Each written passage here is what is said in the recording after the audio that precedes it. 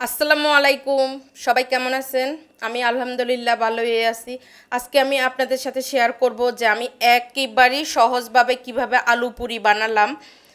তো আমি প্রথমে আর কি ডোটা করে দিয়েছি। প্রথমে আমি ময়দা দিয়েছি, ময়দা দিয়ে একটু তেল দিয়েছি, তেল দিয়ে তারপরে লবণ দিয়েছি, দিয়ে এটাকে ভালোভাবে আমি এই যে হাত দিয়ে চটকিয়ে চটকিয়ে তারপরে এই যে ভালোভাবে একটা ডো করে নিয়েছি। ডোটা আমি রেস্টে রেখে দিছি 1 ঘন্টার মতো। করার পরে আমি ওখানে আলুটাও সিদ্ধ করে নিছি।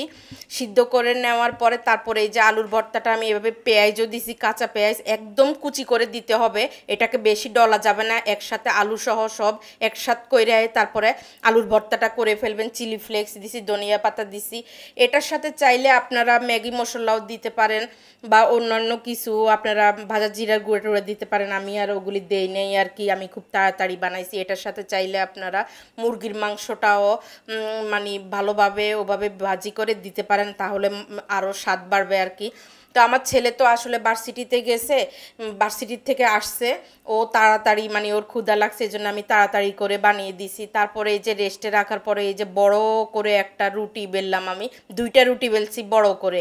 2টা রুটি বেলার পরে একটা রুটির উপরে এই যে এইভাবে করে আলুর ভর্তাটা আমি হাতে নিয়ে গোল করে করে চ্যাপটা করে দিছি ওই গ্লাস সমান। তারপরে উপরে উপরে এই যে একটা রুটি দিয়ে দিছি, আরেকটা রুটি দিয়ে দিছি। এবার আমি গ্লাস দিয়ে কেটে কেটে নিব। এর চাইতে সহজভাবে আলু পরোটা মনে হয় আর হয় না, একদম সহজভাবে। এই যে আমি গ্লাস দিয়ে ইয়া করে নিছি, সবগুলি কেটে কেটে নিচ্ছি, নিয়ে আমি ভাজবো একসাথে। মানে একদমই আমার কোনো কষ্টই হয়নি, কষ্ট ছাড়াই। এভাবে চাইলে আপনারাও বাচ্চাদেরকে যখন তখন বা বাসায় মেহমান আসলেও বানিয়ে দিতে পারেন। ওই যে বললাম না, ভিতরে আলুর সাথে কিন্তু একটু মুরগির মাংসটাও সয়া সস এমনি সস দিয়ে ভাজি করে মানে মুরগির আলুর সাথে দিতে পারেন, তাহলে মানে স্বাদটা আরও বেশি বাড়বে, খেতেও আরও বেশি ভালো লাগবে আর কি। আজকে আমি আলু দিয়ে করলাম তাড়াহুড়া করে আর কি, ছেলে ভার্সিটির থেকে আসছে দেখে। তারপরে এই যে একসাথে আমি 7টা দিয়ে দিছি, এই যে কি সুন্দর। তারপরে এই যে এভাবে নেড়ে চেড়ে তারপর আমি এক উল্টিয়ে পাল্টিয়ে দিব। এভাবে করে একদম হোটেলের চাইতেও আরও খুব মজা হয়েছে। আমি যে পরোটা বানাইলাম এর চাইতে মানে সহজ আর হয় না। মানে আমি মানে নিজেও অবাক হয়ে গেছি, যে ছেলেকে সামনে দিয়ে বললাম, দেখো বাবা খুব সহজে আলু পরোটা বানাই ফেলছি আম্মু।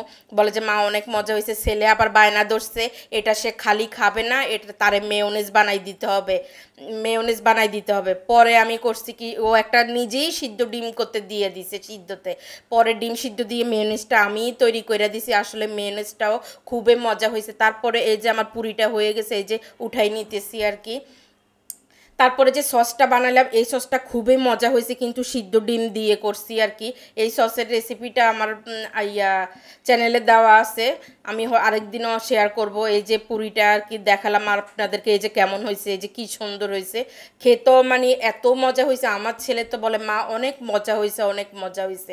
তো আমি আবার আরেকদিন বানাবো এই আলুর সাথে কিন্তু মুরগির মাংস দিয়ে, মানে মুরগির মাংসটা কিমার মতো করে ভাজি করে দিব, তখন কিন্তু আরও বেশি ভালো লাগবে ওভাবে করে বানালে।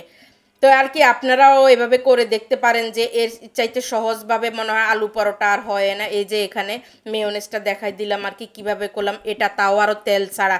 যে ছেলে যখন খাইছে তারপরে আমি বললাম আর কি যে এটা তেল ছাড়া করছি। ছেলে তো অবাক হয়ে গেছে, মা তেল ছাড়া করছো মেয়োনেজ, একদম তো মনেই হইতেছে না।